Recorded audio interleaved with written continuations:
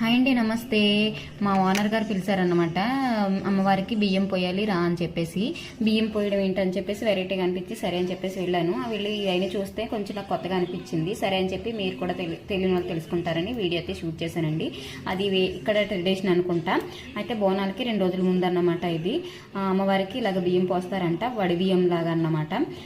అయితే ఒక 5గురితోని పసుపు వేసి బియ్యం కలిపిస్తారంట. ఇలాగా కలిపిన తర్వాత ఒక 5 తమలపాకులు పెట్టి అలాగే ఎండు కొబ్బరి, ఇంకా ఒక పసుపు కొమ్ము ఒకటి, ఇంకా ఎండు ఖర్జూరం, ఇంకా ఫ్రూట్స్ ఇలాగా, ఇంకా ఒకటి మనం తాంబూలంలో ఏమైతే ఇస్తామో అవన్నీ కూడా పెట్టారనమాట. ఇవన్నీ పట్టుకెళ్ళి అమ్మవారికి ఒక వడి బియ్యం లాగా బియ్యం పోస్తారంట.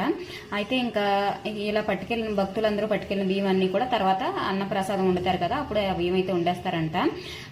ఇదంతా నాకు కొత్తగా అనిపించి మీతో షేర్ చేసుకోవాలని వీడియో తీశారండి. ఇంకా శారీ ఇవన్నీ కూడా పెట్టారు. వీడియో నచ్చితే లైక్ చేయండి.